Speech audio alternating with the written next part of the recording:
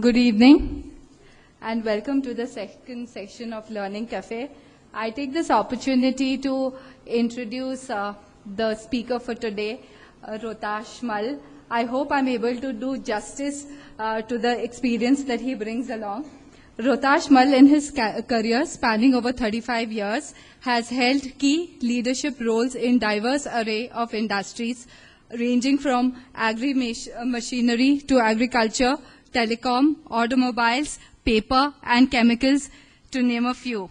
In his last corporate role, he was serving as the Executive Director and Chief Executive Officer at Escorts Limited. He began his career with Balapur Industries Limited and traversed across all of the group's businesses in his 17-year stint with the organization. He went on to serve as Chief General Manager at Maruti Suzuki Limited, where he was overseeing sales and marketing of their passenger cars.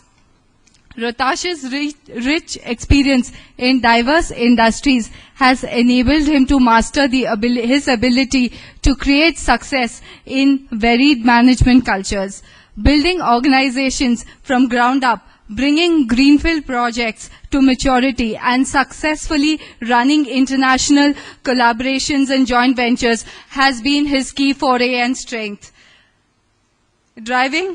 Devising and implementing market strategies, driving process and quality orientation, managing large-scale projects, enhancing profitability, and driving business excellence are some of his key fortes. I take this opportunity of welcoming Mr. ROHTASH Mal. Sorry? Yeah, please.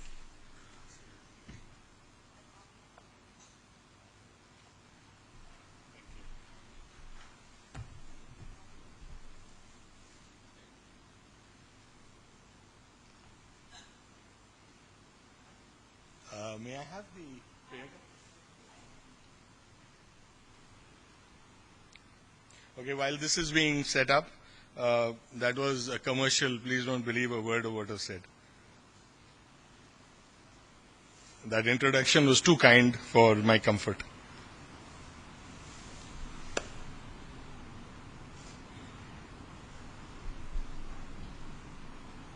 Okay, let that happen when it will. Good afternoon.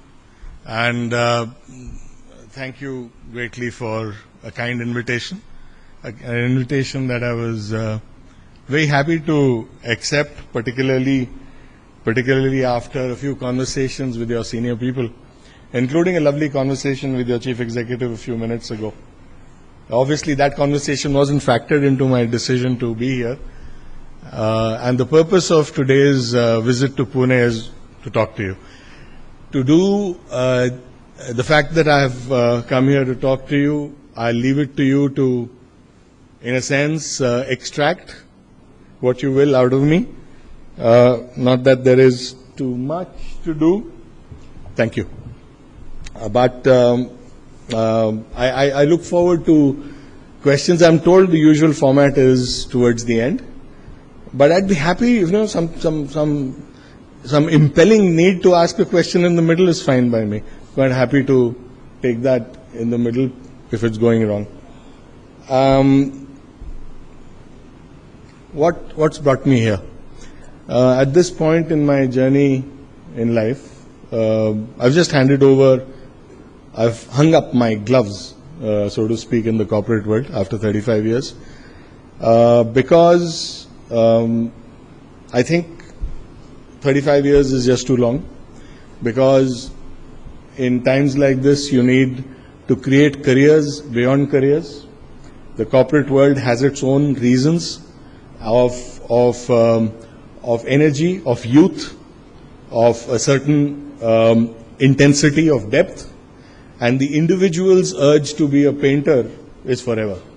And there is a point in time where paths diverge and new paths get created. So where I am today, strangely, is having left the corporate world, I am creating a new corporate. This time, I'm not going to be working for somebody. In a sense, I'm creating it as a family enterprise and in the domain of agricultural services. bringing together various competencies to serve a very underserved section of our economy.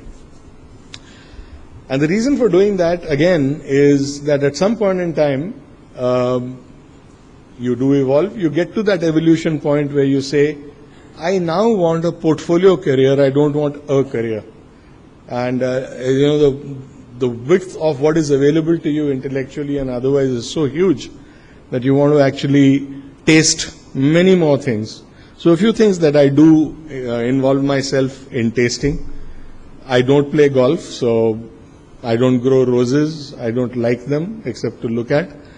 So gardening is out. There is only one thing I know, which is how to put things together as far as the corporate world is concerned. Rajiv asked me this question, so what do you do with the adrenaline rush of 35 years?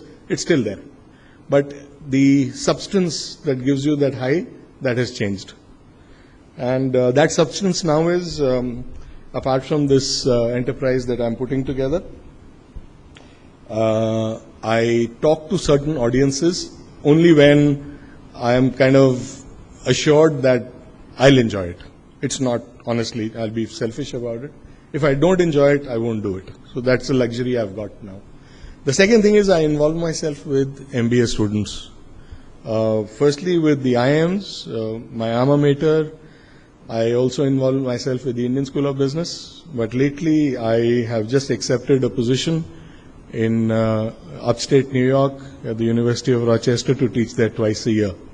So again, opportunities that are available around the globe to make sure that I remain young. So it's also, in a sense, a search for youth. So, when your hair starts going white and you're not as athletic, you want to tell yourself, are you as young and as virile as you used to be? So you want to experience experiences that get you there. So in a sense, what I am doing now, apart from setting up an organization and an enterprise, is I want to give back, sharing. And sharing is also like this. Sharing is also mentoring certain enterprises that are being incubated right here in Pune. I visit them once or twice a month. These are funded from Silicon Valley. So I like to do a lot of things. This is one of them. When Bajaj Finserve through Right Management approached me to come and talk to you, the subject was, we run a series of webinars, so would you like to come and talk about leadership? I said, what about leadership? What's the big deal about leadership? We've run one which says, daring to lead. So my out-of-the-box mind usually says, okay, so what? Have you ever thought about leading to dare? And what is it, who is it that we are daring in this process? As you can see, I haven't started my presentation yet. At gunpoint, I was told to put together a presentation, which I agreed to, but I don't like it. I was coming with a one-slide presentation. The one that you will see, it's the one-slide presentation is the one which has a definition of insanity on it. You will see it in a short while. But that's the only slide I know which makes sense in every situation. But since I have put together a presentation, we will run through it. I apologize if I don't touch everything on it. I apologize if they'll pause this, I stare, so what is it that I wrote there? But, and maybe I'll go ahead of my presentation, please bear with me, it usually happens to me all the time. But what I will do and what could be of value to you is some experiences which have been life-changing, life-defining, experiences from Maruti in certain crises, experiences from Airtel. We built one of the finest companies in the world, which is struggling today, not far away from any failure of any kind, but struggling to keep up with that pace of success, that pace of growth, something that Bajaj Finserve has. I mean, I was talking to your CEO, 35-40% CAGR is it's astounding. But what success can do, as it did in the case of Airtel and some other companies, it's actually quite a potent poison too. It blinds. Success is also a blinding story. So let me bring in some of those examples. And let me bring in another couple of examples from escorts, which is another story entirely, from failures of decades to successes of today. And apart from the fact that one was the CEO for that company, there was a huge amount of learning, failures too. And a lot of what you might expect is not about prescriptions. We did this, and I'll actually talk to you about some failures. And if any of you is interested, look me up on YouTube. You'll find a couple of talks on my personal failures, which I've put together and put out on the net. And I'm quite happy to accept the fact that those failures did a lot for me in not in bringing me to where I am, because that's a very self-serving and very macho statement. I think bringing you to where you are is a function of where you've reached in terms of your personal evolution, not externally but internally. Your personal thought process, your ability to be aware of yourself rather than the environment. So a lot of what you will hear from me today is more going to be about insides. So I'm going to, before I get into the presentation, and this is the work in the last 15 minutes before I was waiting, so I had a few more thoughts apart from the presentation I'll just share with you. We were talking about annual operating plans. यार कुछ कैसा दे दो कि सीधा रख दूं, या ये गिरेगा या मैं गिरूंगा.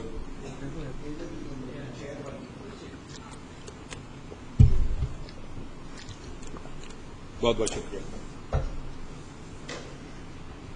I'm a little under-caffeinated today and need a little help. So let me pick up my first thought.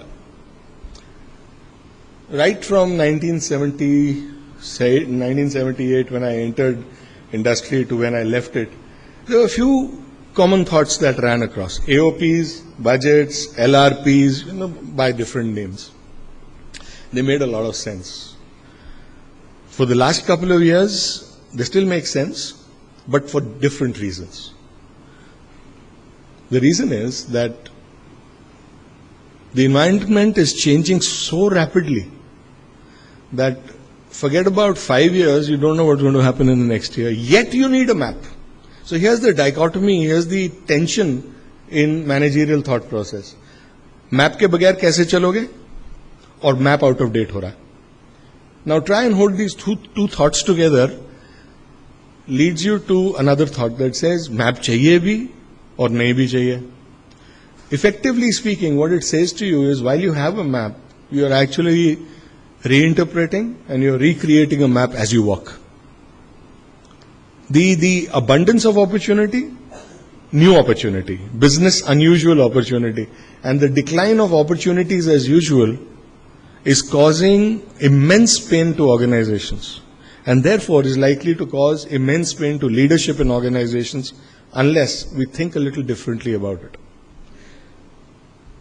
It's no more a question of planning how many forests you will cut and how many trees you will cut. I don't even know if those forests and those trees will exist when you reach that forest. So what is it that you need? If you're in the timber business, you probably need axes that are sharp. So are we talking about plans which are about next year and the years after in output terms, or do we talk about them in input terms in terms of sharpening the axe? The number of axes, the technology that goes to sharpen, वो धार जो होती है तेज करने के लिए, उस technology पे time लगाना, sharpening the approach, processes, most importantly, sharpening the people who sharpen axes. I'll leave that as a thought, because I recall at Airtel, in the first 6 months of my existence, I wrote 3 business plans, each one better than the other one, but each one out of date from the other one. Until we figured, were we in the voice business, were we in the data business, or were we in the business of roads? We were actually in the business of roads where anything could travel, any kind of vehicle could travel. So the entire thinking moved around to saying, what will be more enduring, a business model or the capability to create new business models? The second thought that I would leave, and this is closer to our discussion today, is the thought centered around organizational energy.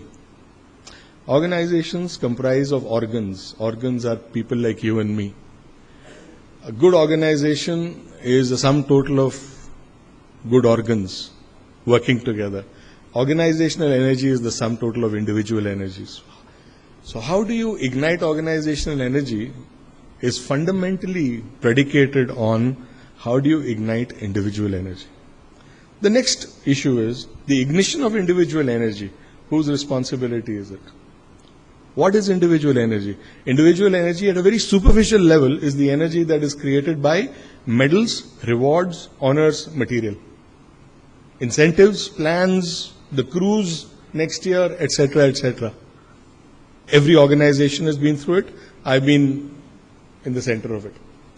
But what is actually the energy that is unleashed at any point in time in any professional's life comes out of his own personal evolution. So the question that needs to be addressed is how does one evolve personally such that the sum total of the individual's need for evolution and such that the organization's need for evolving individuals co-serves the common purpose or the sum of common purposes. There's a second thought. Third thought I want to leave with you before I get into the presentation, the formal part of the presentation, is what I might call the grammar of growth. Is growth a verb or a noun? In my mind, it's a doing word. Growth is what you make happen. It doesn't happen on its own. The verb growth is the new reality in our minds that we create in order to evolve organizations to a common purpose, to a larger purpose.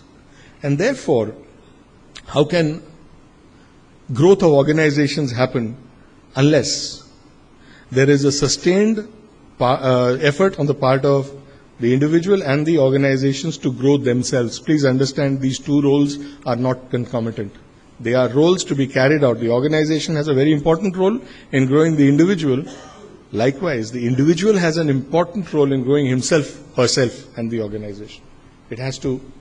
And I just want to leave this thought here for a short while. I will address it in a little more detail as we go ahead. Lastly, cultures. So, if I remember a picture from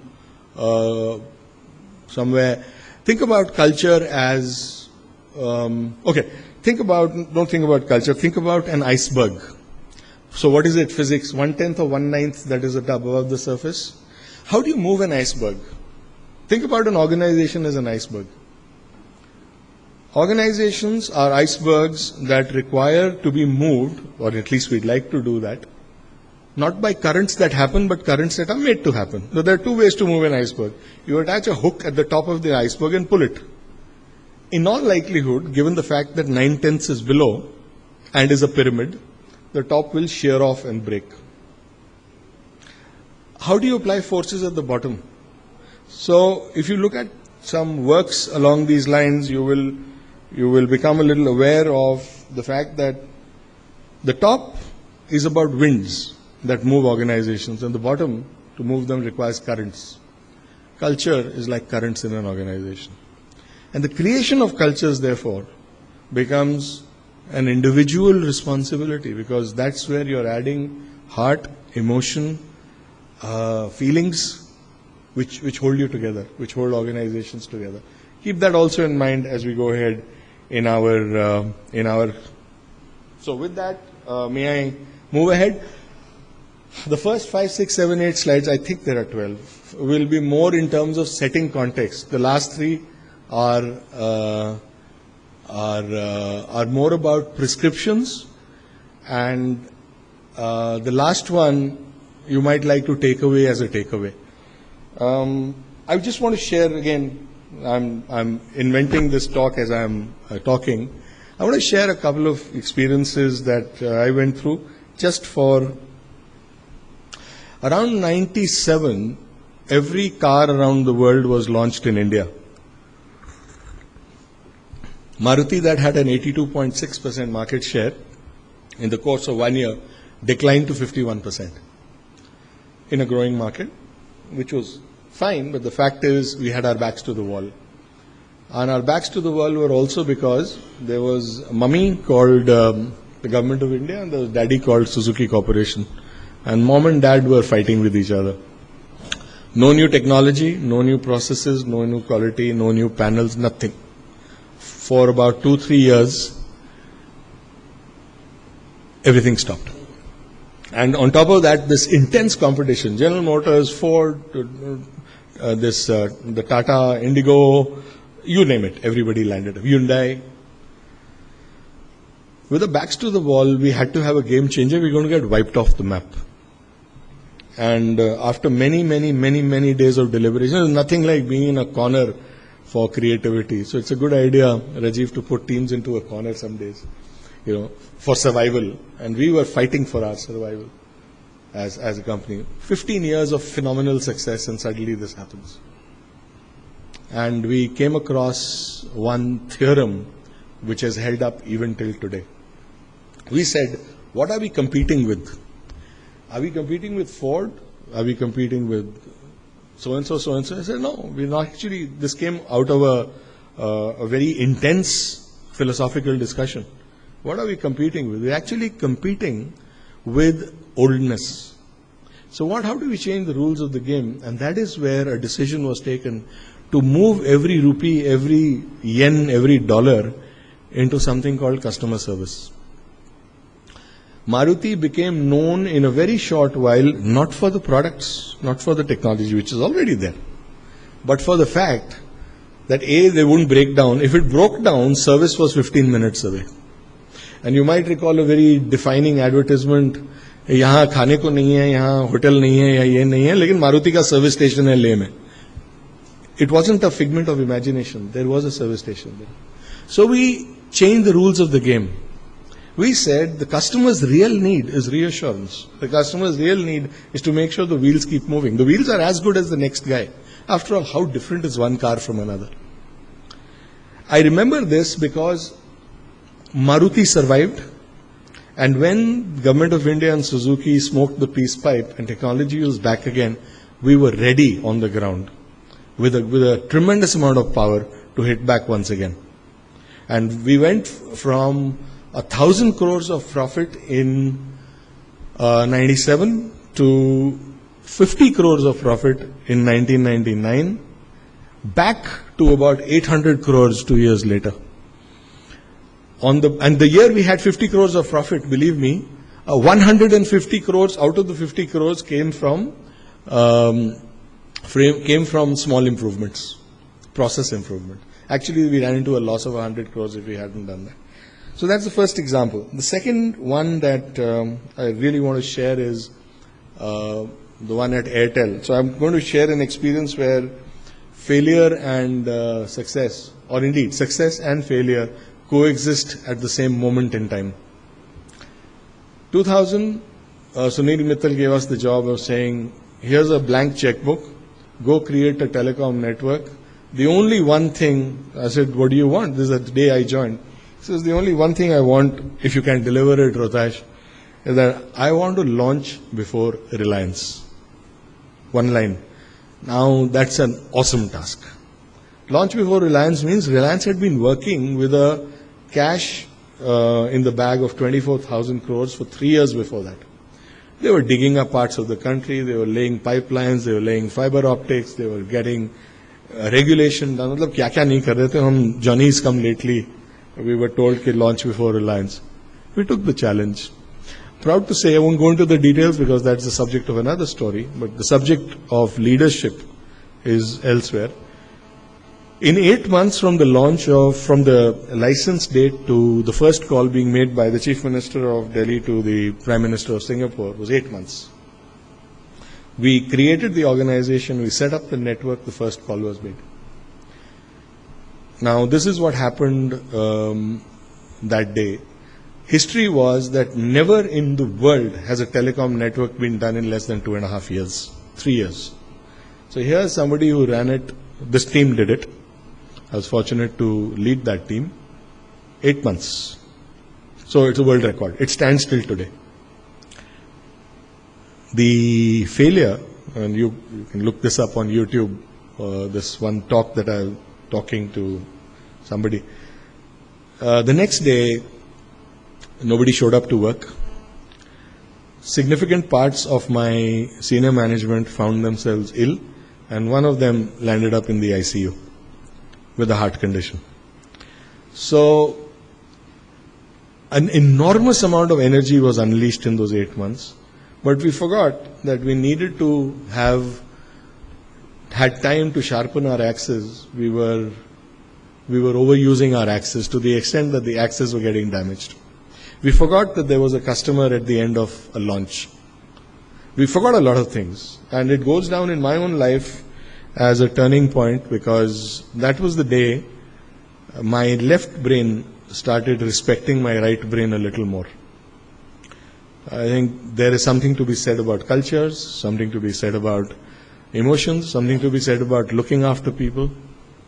So I count that as one of my biggest failures And the third example that I want to talk about is at Escorts. Escorts, as you know, is an iconic 60-year-old company. I've stood in a queue at the IIT the day they came for campus recruitment, except I woke up too late and the forms were finished. So the next day I went to Faridabad to get a GET form to apply. Ironically, in the same building where 30 years later I was the CEO, stood in a queue and got that form, and that was Escorts of then. 35 companies, all the way from Delhi to Balabgarh, there was Escorts on both sides. Amazing company of the time. And slowly, one by one, everything got lost. And around 2007, when I was approached to turn it around, it had lost money for 12 years consecutively. And that too after selling assets. Abhi nahi hai, please, usko baat mein. Shukriya.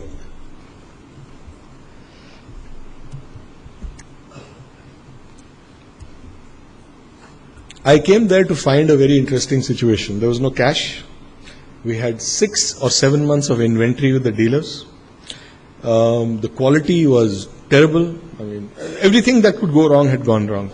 And we had lost market share from about 24-25% then to 10% now. The morale was low, overstaffed. Everything that could go wrong had gone wrong. And I was trying to find, assignment le to li hai, but I was trying to find that jadoo to do that. Since we had no money, the normal ways of doing things were not there. And I'm just touching a very important point with here, that what is the theme that locks in an individual and locks in the company into one direction. And that was a discovery over a period of a few months, but once found, it was a very potent weapon. This weapon was a word called izzat. जब एक company की इज्जत चली जाती है ना, तो ना डीलर्स, ना वेंडर्स, ना सोसाइटी, ना अखबारें, आपको कोई नहीं, मतलब nobody looks at you. The bankers, who do the banks lend money to, जिसकी इज्जत होती है? Who does the vendor give quality to? There has to be an इज्जत ना, man to man, level to level. अगर उसको पता है पैसे नहीं मिलने 6 महीने साल के लिए, तो कंपोनेंट की क्वालिटी क्या आएगी और इज्जत क्या देगा?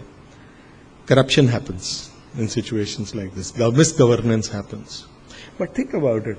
Every human being in that organization had one thing that he could look back to and say, what a past and what a present. And the one word we found was izzat. How do you get izzat back? Not merely izzat with the external world, not merely izzat with the internal world, which is workers and executives alike, but izzat with oneself. A professional's own izzat is about the ability to perform at a very high professional level, at a very high quality level. And this professionalism and this quality level are actually acts that grow the professional. असली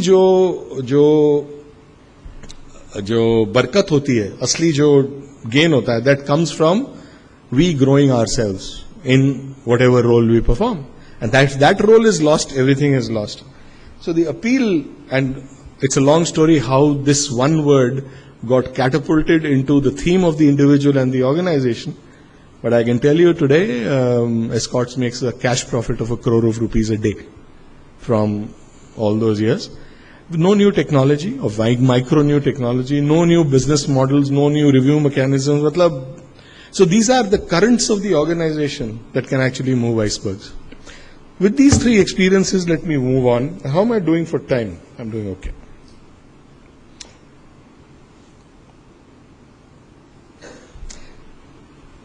I'm raising this question here for you.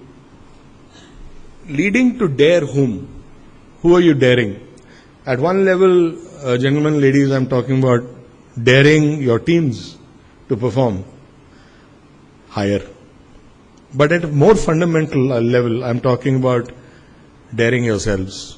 Because the belief in your own abundance, in your own infiniteness, in the maximization of your known potential and even unknown potentials is actually immense. Clearly, the task, this is not going to be a lecture about leading teams and companies. I think I'm leading on to a fundamental premise that if there's an individual who can lead himself, the sum total of these leaderships is an organization's leading position. So here I'm raising the issue of saying leadership of oneself, and my proposition to you is that is the fountain of self-worth, that is the fountain of self-development. Eventually, the purpose of all development is to reach a personal stage of evolution where you can turn around to yourself, not to anybody else, and say, काफी कुछ दुनिया समझ ली, काफी रास्ते तय कर लिए, और भी तय करने, because life is in a sense infinite. So I'm saying self-development for the reason for self-development is itself.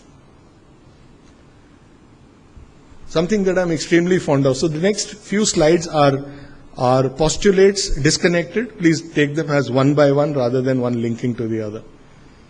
Sun Tzu, and I'm sure all of you people have heard of it. He's written that seminal book called The Art of War. I don't want to bring war into a naturally, let's say, naturally aggressive outfit, but this is the best I could find. It starts by saying know yourself. If you don't know yourself, every other knowledge is... So a company that doesn't know itself or an individual that doesn't know itself can do whatever it wants with the rest of knowledge. It's not going to happen. The output is not going to happen.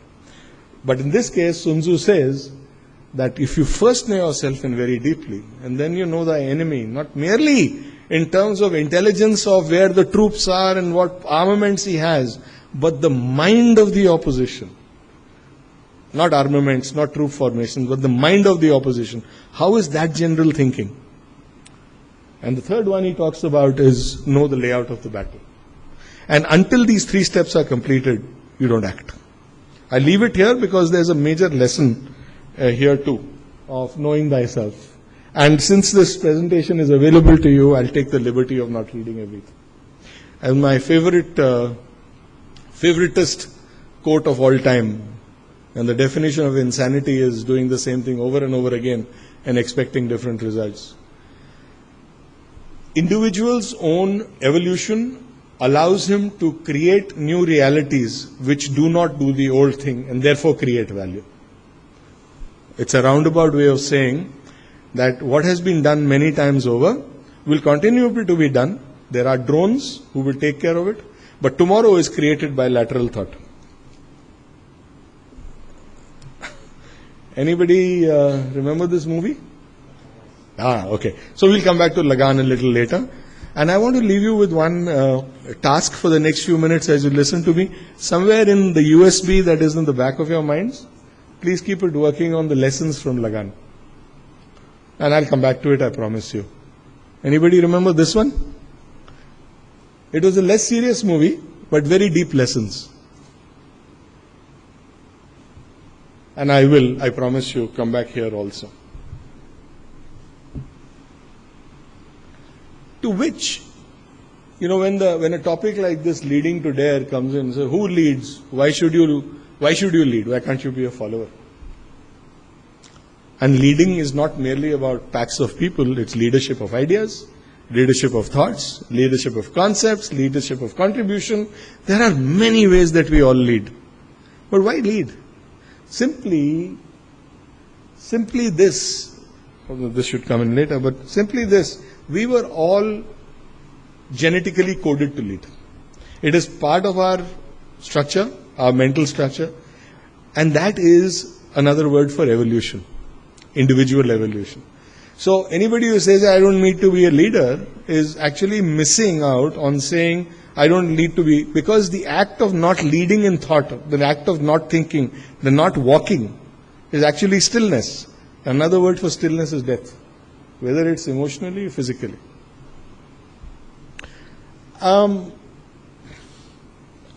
I interspersed a few people here. Fact of the matter is, there's only one thing that, at different levels, we can debate about this till tomorrow morning, but they were all thinkers.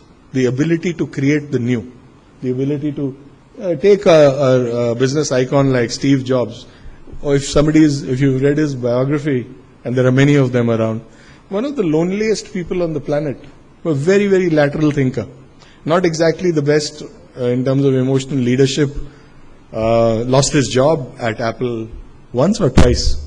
But the fact is, created history of various kinds. Mandela, Mr. Gates, another icon. And there are many, India maybe, Baharbi. Fact of the matter is, what I'm trying to say is, you look at any department, any company, any country, it got changed, it evolved, it became what it was because leaders were there. And therefore it is incumbent. This is a bit of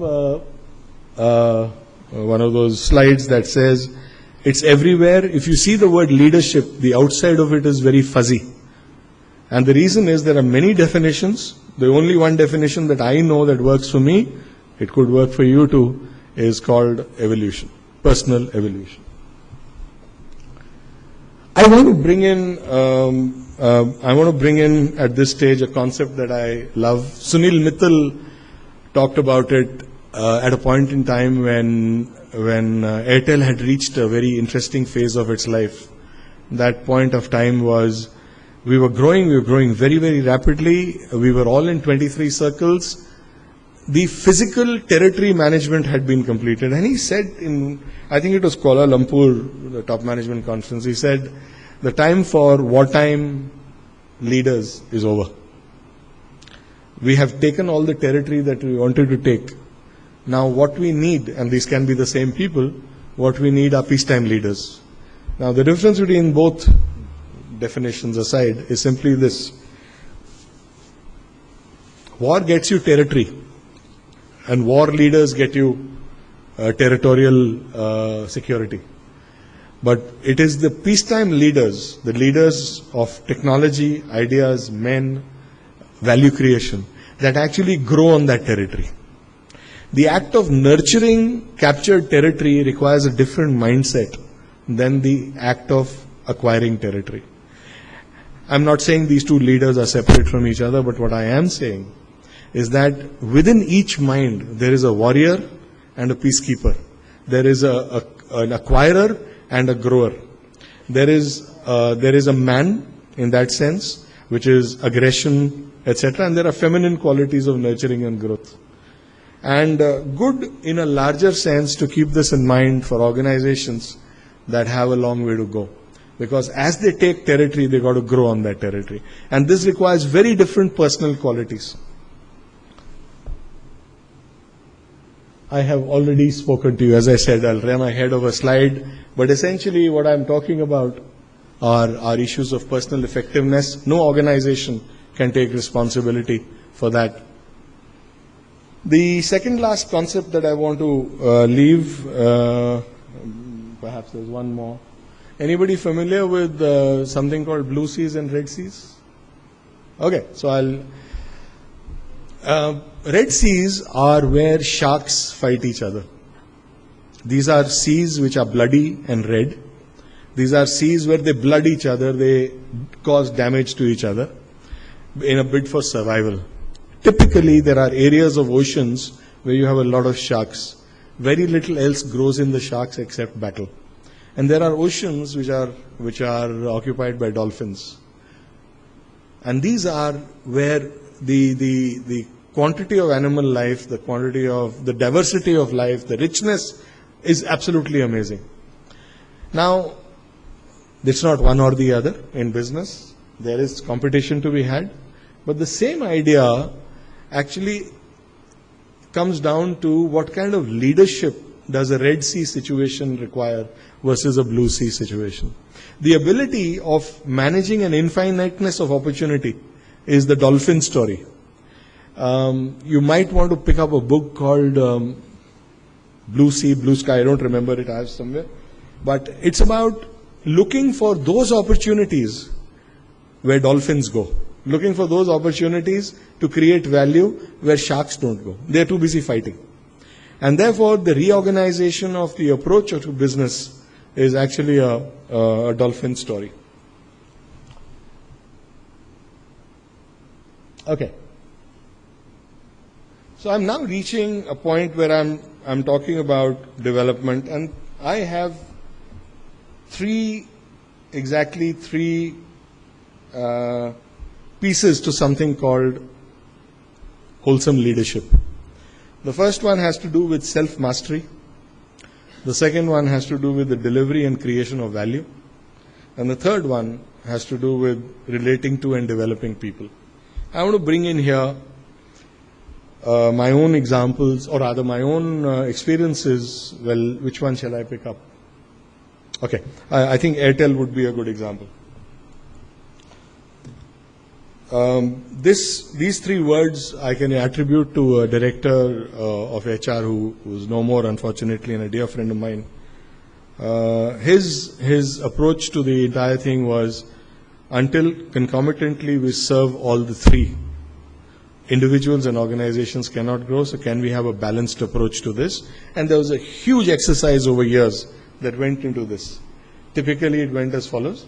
Self-mastery is about yourself, of making the personal acts sharper, of balancing out the left brain and the right brain. Now, while that is going on, and it is the individual's responsibility, the organization also creates conditions for this to happen. And we found in those few years, I think it was 2002 to 2005, that this program ran, where almost everybody in the organization was covered under this program. We called it the +1 program. Now, what happened at that time, and I'm trying to connect the two dots, we had the highest scores. Firstly, we were the second or the third most preferred company to work for, which does not exist today. I'm told Bajaj has taken that position in recent times. Our CSAT scores were in the high 90s. Our ESAT, in fact, 96, 97%. Our ESAT scores were 84.5. This is the Gallup model of, I don't know which one you use, but there are different models. But the Gallup model, these were amazing scores. The world buzzed. Our EBITDA to sales were somewhere between 62 and 65%. We were valued at one point of time at 38x EBITDA. That was the kind of valuation that the market had given us. The price of the share, I think the Sensex was about 15-16,000. The price of the share was 1100 rupees. Now that's the kind of rewards, and everybody was over the moon with this. Admittedly, it was also early days for telecom. I think it was telecom's middle ages. But the balancing of these three actually provided incredible individual value, incredible corporate value, and incredible social value. The second one that we looked at very carefully from there, and this I'm bringing in my experiences from there, is the delivery and the creation of value. Who for? So there was this very amazing campaign at that time inside the company that said, we exist only for creating customer value. The rest of it is purely an arithmetical exercise. How to bring it to your P&L and balance sheet is a typical accounting exercise, and that can be made to happen at any point in time, depending on how efficiently you are able to manage your P&L. But the first point is the creation of value. मतलब जब तक create नहीं करोगे value तो लोगे कहां से? It's not happening on its own. I mean खेती बाड़ी करने के लिए भी जमीन को सींचना पड़ता है, सीड डालना पड़ता है, पानी देना पड़ता है, उसको ध्यान करना पड़ता है. So from an agricultural context, so the creation of value, and the entire organization got focused on that. We looked after customers, we talked about plan. At one point of time, if you just notice, I think they've come back again. Airtel is talking about saying, for the first time ever, 2004 there was a plan of building your own plan. It's actually a regurgitation of 9 years ago, which meant that another one that said that the system would analyze a bill before issuing it at the end of the month.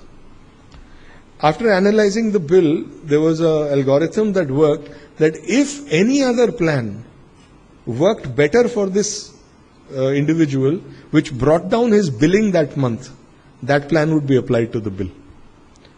Okay? So it's absolutely counterintuitive that says to make more money, you want to lose money. There was a time when our billing accuracy through a lot of had gone to 6 sigma and beyond, and actually measured. We had at one time ₹1,00,000 as a prize to any guy who would come and say, "Mere bill mein ye galti hai." ₹1,00,000 on the spot. Now, those are primary examples of creating value.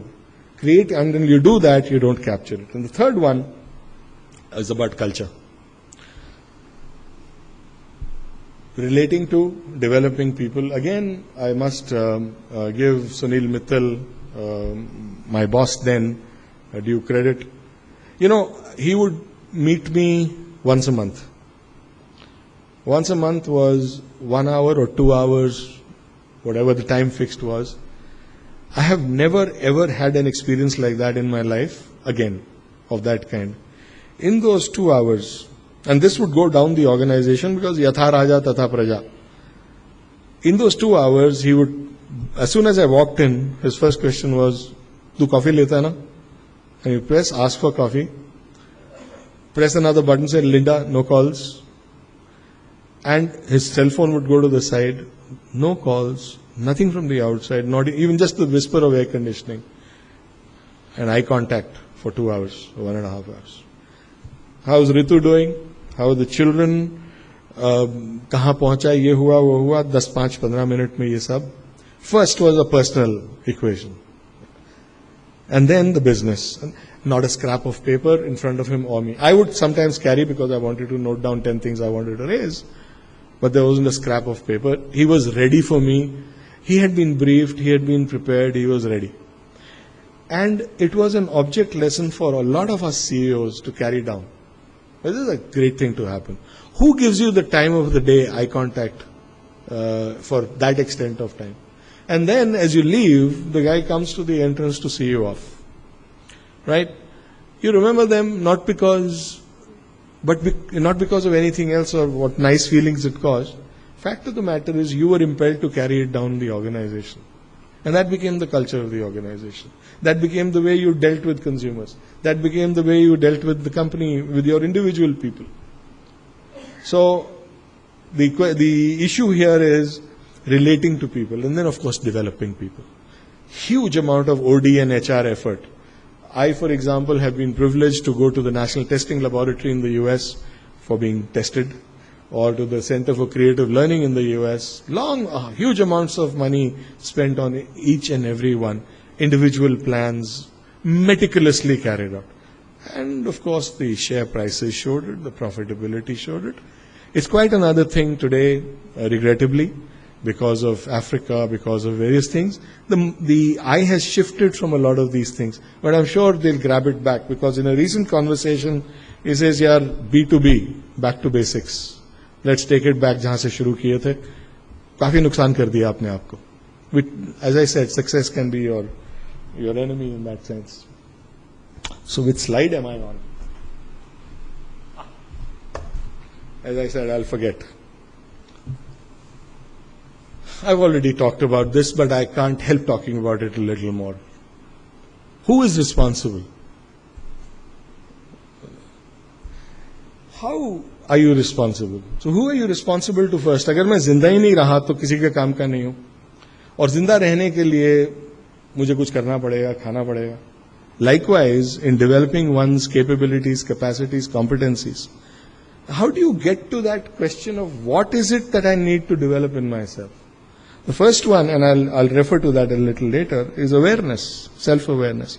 Organizations can create the facilities to do that, but the responsibility remains there. I want to talk about the motivation for self-development. I alluded to it. Any amount, and this is important, guys, at the age of 25, 30, 35, 40, both you and I have been through this. Money is important. Position is important. The size of the office sometimes is important. The credibility of your visiting card is important. The title is important.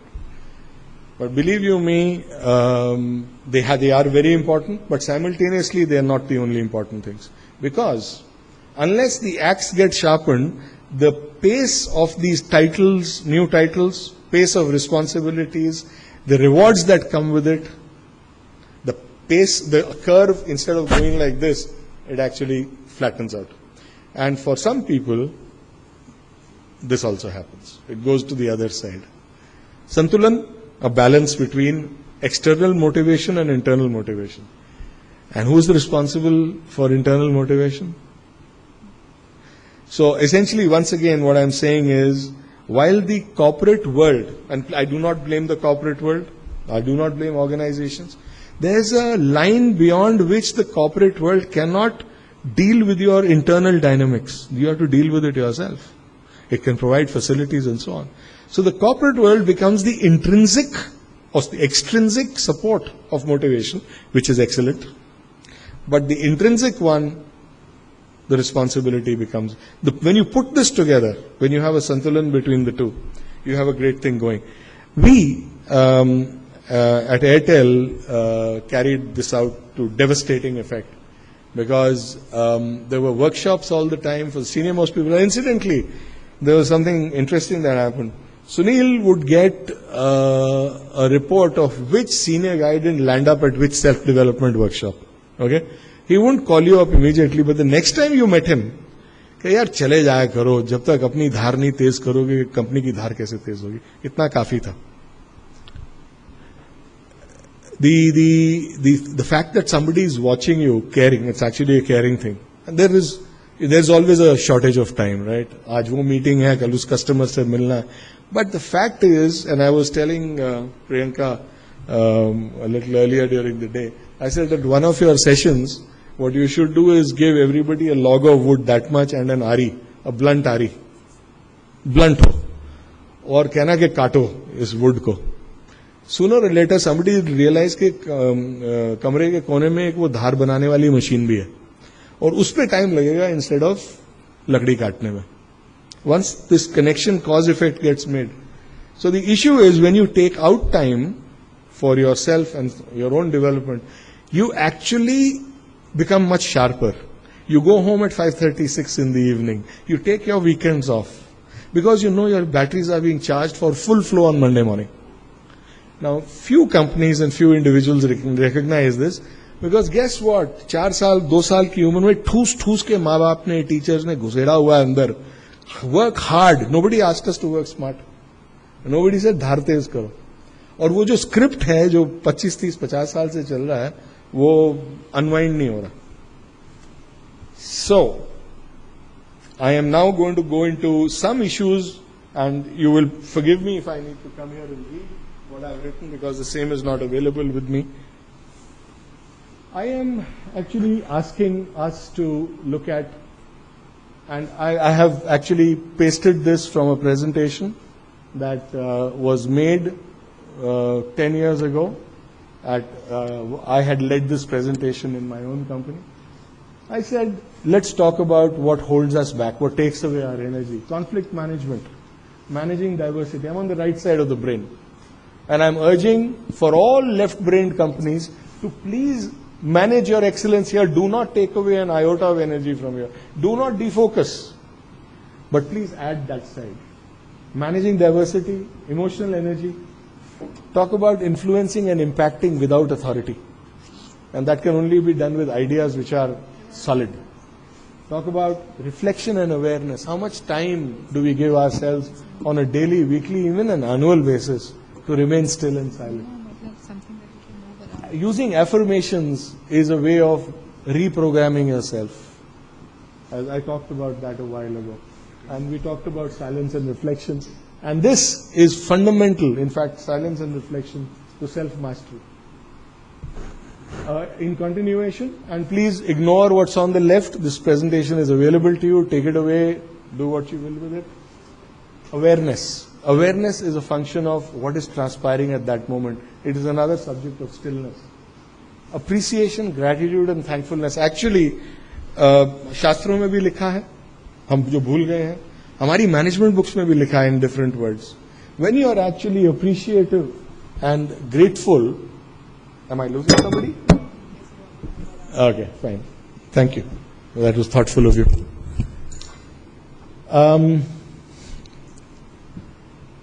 Do you know that when you convey gratitude, in a sense, you're not giving gratitude to the outside.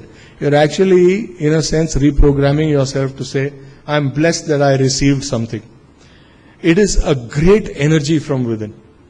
Or once again, I'm telling you, if somebody can get hold of this book, I read it many years ago. It was called The Gita in Management, and I forgot the author. What this guy did was took the Bhagavad Gita and translated it into modern management and practices. Incredible lessons there. Incredible lessons there. And to your point in your office, Rajiv, that you made to me, the thematic blending over time of the left brain to the right and the santulan, the balance that it causes. I would strongly urge you to pick up a few copies, and if I remember the author, it is somewhere on my shelf. The last point there is building on each other's strengths. Please understand, in Punjabi, in some Punjabis here, I hope so. My community, bahut kam hai. Okay.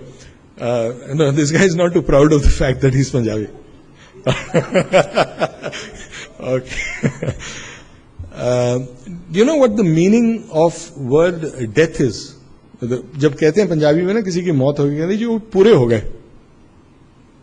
Okay? Now, जब आदमी पूरा हो जाता है, you top it.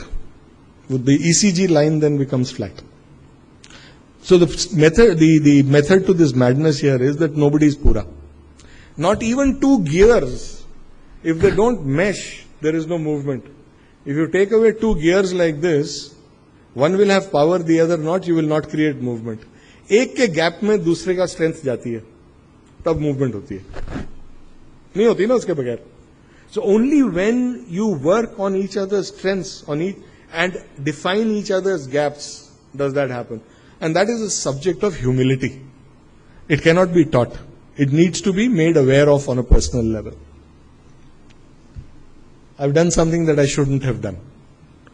Can you help me, please? Okay. Last one. I want to talk about self-evaluation. There are methods available of various kinds. In the left brain world, it's available. There are right brain methods. There is meditation. There is yoga. There's all kinds of. Pick up anyone. They all lead to the same. How many times do we think every morning, every week, these are the positive changes I made to my life and the life of my company, or my children, or my wife? Very, very few. I want to pause for a minute on this seva versus lena dena bhav. I talked about it a little while ago. The seva bhav is actually what creates value. Lena dena is what creates transactions. Lena dena is an act of competition. जी 10 रुपए का मैं 9.5 दूंगा. Is lena dena. Seva bhav actually means I serve you. There is a price to it, etc. And the definition of the product, but it's seva. You are actually creating happiness or whatever it is for the other person. The tenets of today's new definition of capitalism, the new word that we are talking about is called conscious capitalism. fundamentally comes from the creation of value through, I forget the Sanskrit word for it, it's not coming to me at the moment, but it says seva. You actually deliver value. And the rest, as I said a little while ago, is a subject of collection or P&L management. The fact that joint wellness is the key. Now, when teams have to perform, what is in the mind that if I am okay and my buddy is not okay, right, and you have to perform together, there's no output. So, if this happens when you look after each other, and I'm not being emotional about it, there is a reason why I'm saying that. The fact of the matter is some huge value gets created. And when teams sync with each other at an emotional level, I can't tell you, but I've experienced it, the kind of value that gets created. I look back at my years, firstly at Airtel, I look at my years in escorts. I mean, suddenly a team, and that is where the Lagan story comes, a team of dhoti-clad guys suddenly become world beaters. That's a dramatization. I assure you that I've experienced it. I assure you that people from different walks of life came together when we built Airtel. Somebody was from the music industry, somebody sold toothpaste, somebody was from a bank. And jo jugalbandi uske baad hui, actually was magical. At escorts, I experienced Lagan once over again. It was our favorite movie. Every few weeks we'd sit together and watch it in the conference room. There's a huge number of lessons there. I talked about, the other one that I want to talk about is distancing yourself. For a minute, let me just talk about this. Distancing yourself is a way of silence again. Stepping back, watching what's going on inside as well as in the context, on the conference table, because an objective evaluation of what is happening right there is only possible through this distancing. And I've talked about unconditional participation, co-creation of value delivery. As I said, I ran ahead of the presentation. So let's go to some lessons from Lagan. And I'll move to look at that. Actually,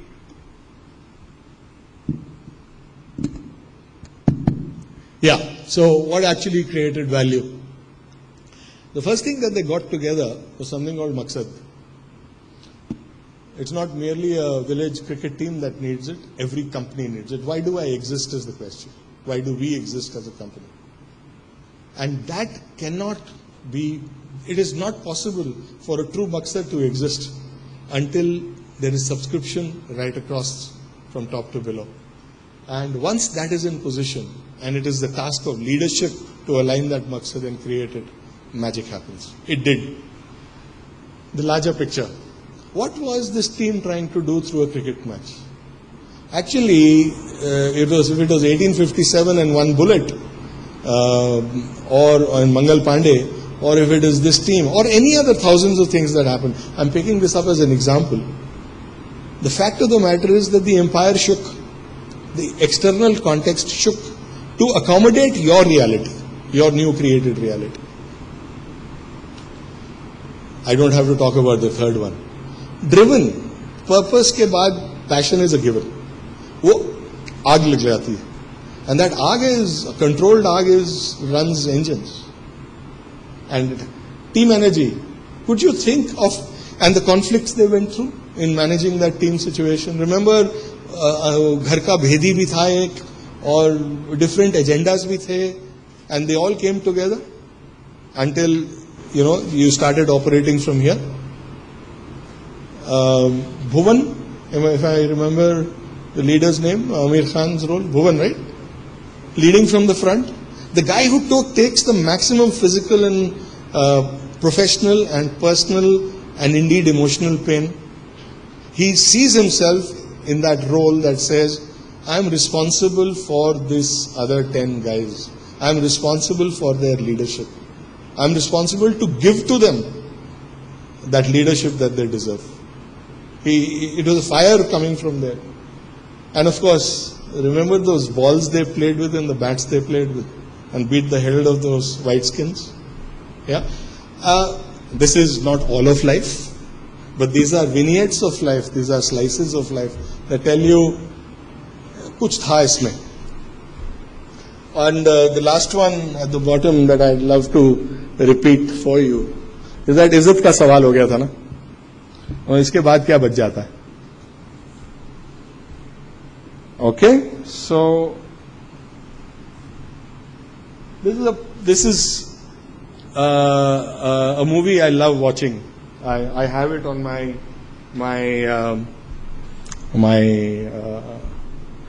what is it called, Apple TV at home, and I just keep watching this movie.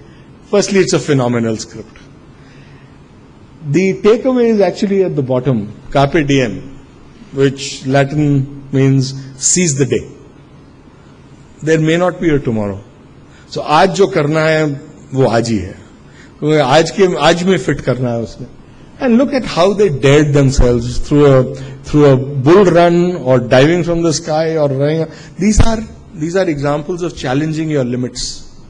And frankly, if we don't challenge our limits, at least this is an object lesson for me. I don't feel alive. I don't feel as if I'm breathing. Overcoming finiteness and fear. Just watch the dynamics between these three characters in the movie, and they support each other. हंसते खेलते एक दूसरे की टांग खींचते, but they were overcoming their fears. They were overcoming personal situations. One guy had an emotional situation. He discovered his father, right? And see the dynamics between these individuals supporting each other.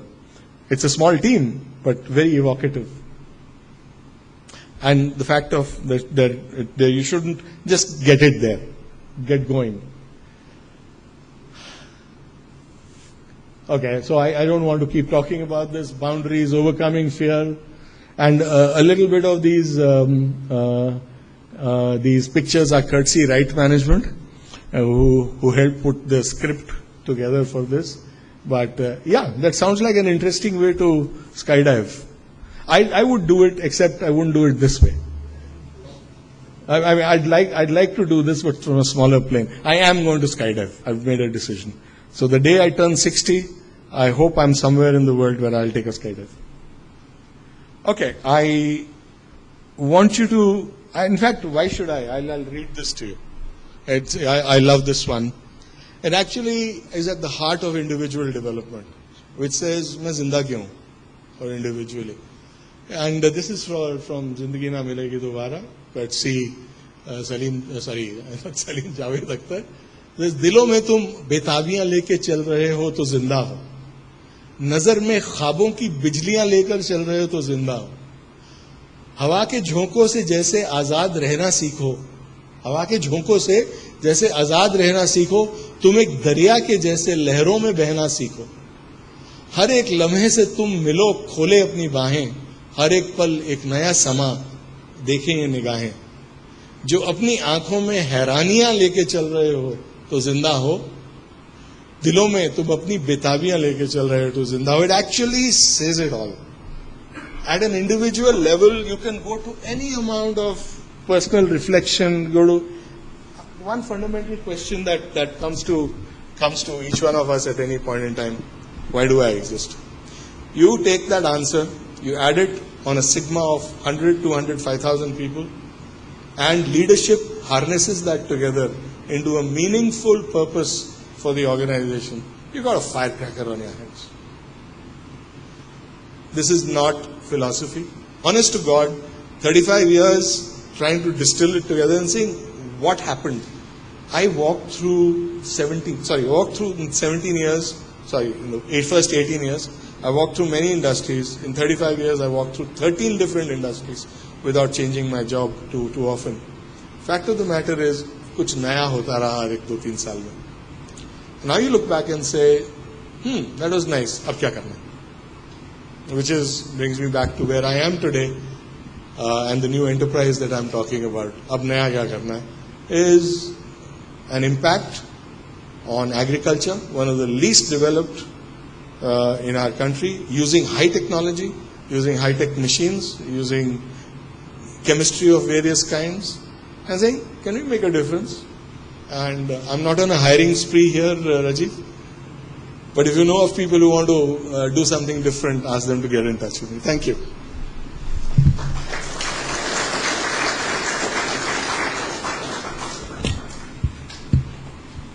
I overshot by a lot. So I'm told I wasn't working on a budget of time, but happy to chat, whether here, later, or anywhere else.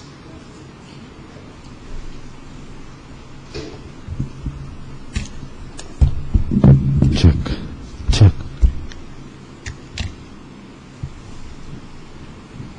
You did warn me there won't be many questions. Oh, hi.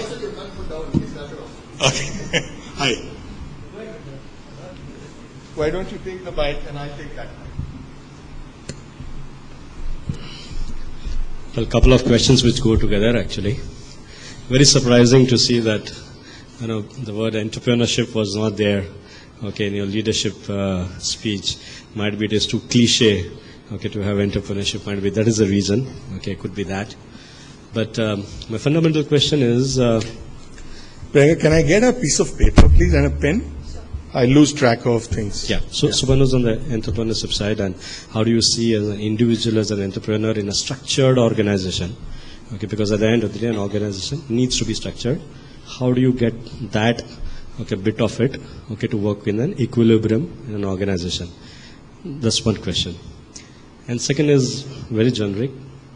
A very simple definition I would like from you is about human resource development. What as per you is human resource development in an organization context? Okay, let me respond to them. And I hope you'll give me the latitude to be an artist. So I'll do some strokes. Thank you so much. We love that. So the first one is about entrepreneurship. Leadership and entrepreneurship, you didn't hear that word. In my mind, they're not synonymous, but one is a consequence of the other. If your mind is leadership oriented, right, the act of creating a pathway with commerce attached to it is entrepreneurship, right? So you're bolting behind leadership, you're bolting something called commerce. Your second, there's in a sense they're attached to each other. So the second part of your question said entrepreneurship in organizations. Now, what is entrepreneurship? An entrepreneur's mind is given a certain constraint, whether it's a constrained space, whether it's a larger constrained space, as in a society, a country, an agriculture or an industry or whatever, or in a more constrained space because constrained by roles in organizations. Every person in the organization has an ability to lead thought. To lead firstly with new thought. Once that new thought arises in a context called the organization purpose, organization values, mission, tasks, whatever you want to go, AOP, LRP, the mind automatically starts functioning and saying, what is the new thing that I am doing with this leadership of thought, alone or with a group of people, to bolt on commerce to it. Now, typically, the awards, since the organization's denomination in its existence is in rupees, the business idea will be seen in rupees, or the entrepreneurship will be seen in rupees. It is generally valued in rupees only. It will be evaluated, so let's not go away from there. However, a very evolved chief executive, or whoever the eventual evaluator is, he may also see entrepreneurship in an idea where the denomination is not in rupees, but eventually strengthens the organization such the organization makes more money. So the short point that I'm making is a new thought, hopefully bolted on with commerce, thought through, and frankly, there's a surfeit of opportunity. If you're in HR, there is an opportunity. If you're in finance, there's an opportunity. Where isn't there opportunity? अगर है कोई तो poverty of thought है. आपका दूसरा सवाल था HRD. So just to complete on entrepreneurship, I can connect the dot on don't procrastinate in Zindagi Na Milegi Dobara. So any thought leadership, associated with commerce, of course, as an outcome, you should just spell it out. That's what you're saying, right? Okay, thought leadership has to come out. People should not keep it to themselves. I'm saying a little something. Actually, हुआ क्या है कि वही 4 साल की उम्र से 25-30 साल की उम्र तक और 45-50 की उम्र, because where the institutions of learning left off, corporations took over to frame thought. मतलब जैसे दबा के रख दिया इंडिविजुअल. ऑर्गेनाइजेशंस भी करती हैं बिकॉज, और गलत नहीं करती हैं, fact of the matter is करती हैं. मोटी बात यह है कि एनालिसिस पैरालिसिस से होता है ना, वो इतना दूर ले गया है. We were always awarded and rewarded. Please think, age of 2, 3, 4 से लेकर 25 तक, what did you get your age and A+ on? Thought, not action. B, you were paid in some currency for smart answers rather than doing them. You were paid to be individual tennis players rather than for a football team. So all your grades, all your reward mechanism is centered around individual performance. Shuru mein ye bhi, and people don't fit into organizations for only that reason. So the way I like to see it is as follows. I encourage teams, or indeed I encourage myself, and not very successfully, is that have a sunset clause on decision making, which says ये problem है, अगर मैंने Friday शाम तक 5 बजे तक ये solve ना कर पाया, in the various alternatives that I have, I'll go with whichever. Words क्या होगा? 80% decision होगा instead of 90 वाला. It's better than no decision. So I like to call it a sunset clause. And your next issue was HRD. I don't like the word, but that's the only word we have. Actually, the real word that is in my mind is, थोड़ा demeaning सा है ये, human resources, capital, machine, building, ये सब resources, and land, तो बंदे भी resources हैं. So into an assembly line आपने बंदों को भी डाल दिया, तो वही resource हैं, तोड़ फोड़ के उसको भी सीधा मरोड़ तोड़ के उसको भी हम fit कर देंगे. But it's not as bad as that. The fact of the matter is that a lot of organizations haven't moved from P and, remember there was a time when there was a department called admin. Yeah. Then became a department called P&A, personnel and admin. Personnel and administration. फिर आया there's a department called HRD. अब it's fashionable to say human capital. Then these are fashionable, but they are evolutions in the mind. Fact of the matter is, there's a lot of work that organizations need to do in aligning their purpose, their mission and goals with individual purpose, mission and goals, and that is through an aspect called development of the corporation, development of culture, development of the individual that the company has, and the individual also has a responsibility. The sum total of these activities is to create that sharper axe that works for the wood as well as for the axe. So it's a good evolutionary movement that is happening, and I'm actually glad that a lot of performing organizations are recognizing that one of the key departments in an unknown situation where your outside business models are changing, dhundla hai, future nahi nazar aata, the only thing you have is yourself. So what do you put your maximum money and energies on is your own development. So I'm glad to see HR as a community rising through the ranks into one of the key determinants of organization success. And those organizations that have managed to do that and keep a balance in between performance management and human development, human resource development, have been extremely successful. And if ever there is a decision to be made, I would probably say 51-49 on HR. Because wo kal ka hai kissa. Thank you. Did I answer it? Yeah, perfectly. Enlightening. I forgot my way somewhere in the middle.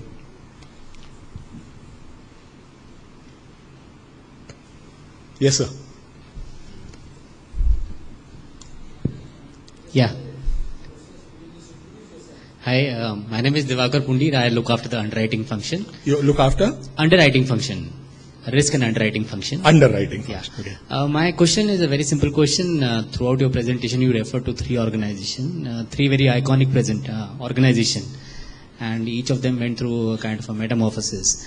So while going from the peak to the troughs, are there any common lessons for us?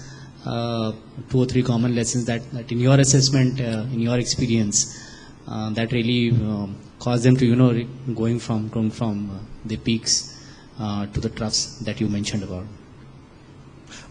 I don't know your organization well enough, so please. But from these three organizations. Yeah, okay. But I'll Sure. listen. Frankly, I don't know your organization well enough. Secondly, it couldn't be all that different. Yeah, because the context is somewhat similar. The first thing that the first few lessons, and I'm speaking off the bat now. Andy Grove, in his very seminal book, what did they call it? Paranoia. Only the paranoid survive. Okay, I wouldn't go to that extreme because paranoia is paralyzing in a mental sense.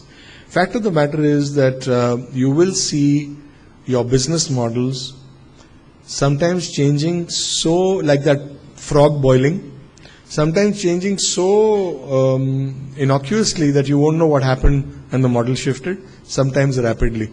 So it's a good idea to have conversations in any organizations on what if. Okay, so here's one thought that I picked up earlier in the. You got a gold loan business, right? Just started, yeah. Just started, okay. What happens when gold prices drop to 15,000? Or what happens if they go up to 40,000? Does the business definition remain the same? I don't know. I think it's a great idea to, especially in service organizations, in a manufacturing organization, एक बार मशीनें लग गई, lathes लग गई, लाइनें लग गई, पता है ट्रैक्टर बनने हैं या कारें बननी है, it's more or less given. ये धंधा ज्यादा नहीं मूव करेगा. In service organizations, because the walls of your fort are lower, entry is easier. Anybody can come in with an insurance license or a telecom license. I mean, anybody can see what happened to the telecom sector. The number of licenses. You are constantly under threat. So what happens in a situation like that? I think a little bit of a dosage of paranoia is a great idea. So companies are talking about being asset-light businesses, sharing far more to subdue risk, mitigation of risk, so on and so forth. But what do they really focus on, or they ought to be focusing on? Is that, as I said a while ago, businesses will keep changing shape, form. They're like amoebas. Apna shape or form chalte chalte badalta rehta. But that human capacity in an organization, especially at leadership levels, to be able to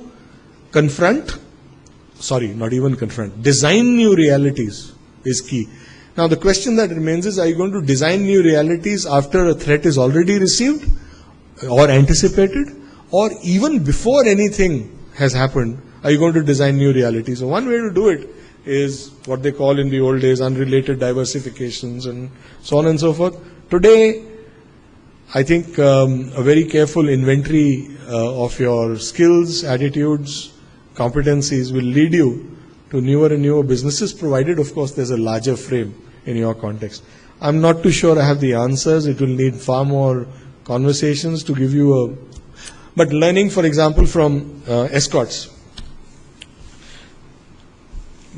मैंने और team ने वो क्या कहते हैं हिंदी दे से ना कोनी एड़ी का जोर लगा दिया.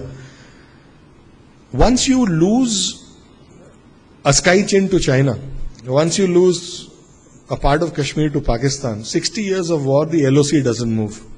The market share is like that. The one thing that I learned, that whatever it takes in terms of military power, that is one thing you never lose. If anything, keep gaining it.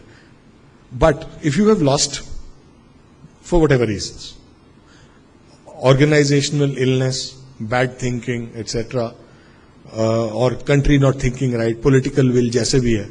Now that, the LOC will remain the same, that Kashmir is not coming back. The question that arises is how to change the game. For example, at escorts, we thought about this rather deeply and said we are in the business of tractors. Are we in the business of tractors? Yeah, but we are actually in the business of farm productivity. So if we are in the business of farm productivity, shall we produce tractors and, knowing ourselves, produce machines that work underneath, on top, on the side of tractors? Self-driven, otherwise. If our business is to create farmer wealth, then can we get into services of agriculture, which we decided not to go? So you actually, out of either a threat imminent or a threat that has been experienced, a bad luck that has happened, You actually go out and create a new reality to get around what you have lost. And then create a... So, no two situations are identical, but it is always useful to inject a little paranoia. जैसे अपने term से कहते हैं ना, जिंदगी का पता नहीं होता. In organizations also, they have a life.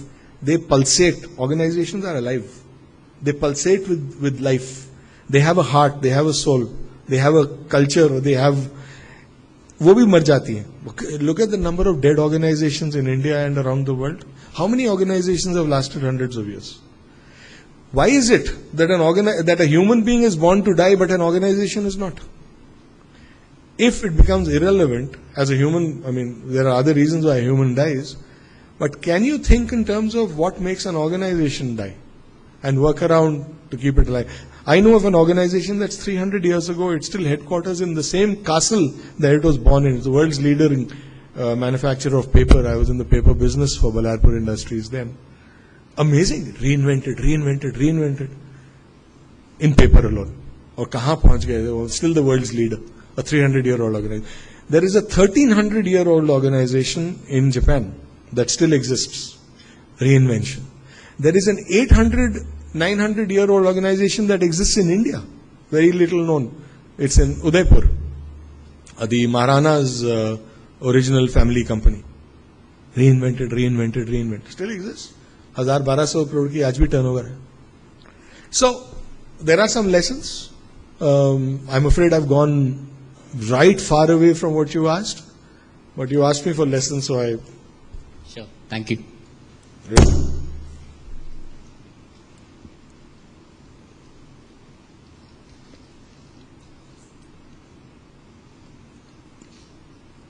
Have I been completely obfuscating, confusing, or so clear that there are no questions? I think it's the last one. I must have been extremely clear.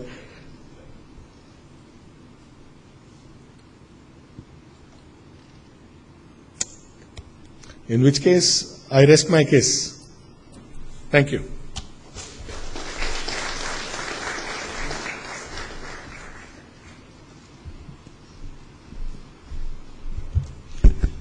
Thank you, Mr. Mal.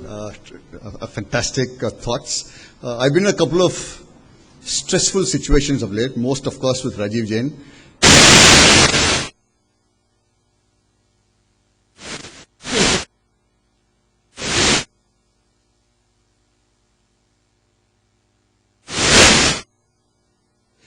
He wanted to understand from me, it's happened about 3-4 weeks ago, saying, "Ye kya learning cafe hai? Why do you want to do this?"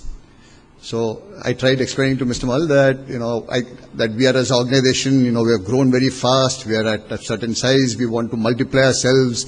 So we have to, each one of us has to increase, the levels of skills to manage much more. He said, "Okay. But why do you still want this talk? Why should I give it to you?"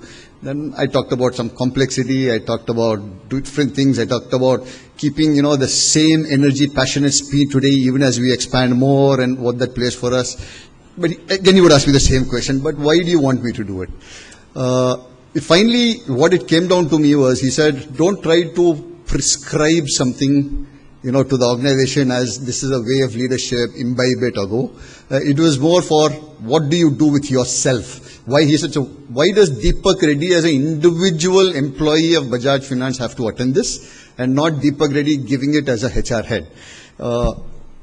That showed that, to him it wasn't just an invite received, so him coming and talking and going. It was much beyond that. He wanted something that excited him, something which would, in his own words, what he was telling a little earlier in the evening, which makes him think and excites him also. I think it's fantastic, sir. The whole process behind Learning Cafe, the whole thought was igniting thoughts. I think we all know there is no one way of leadership.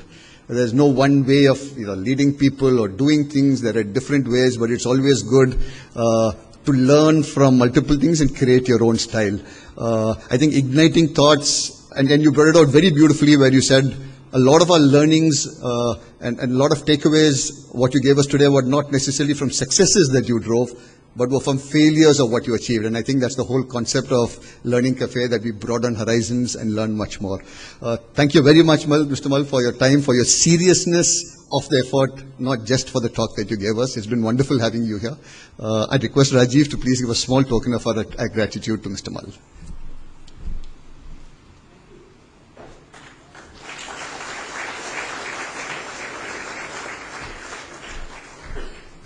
Lastly, Divya and the right man is with me. Thank you guys again. This has been our second series. I think it's been outstanding.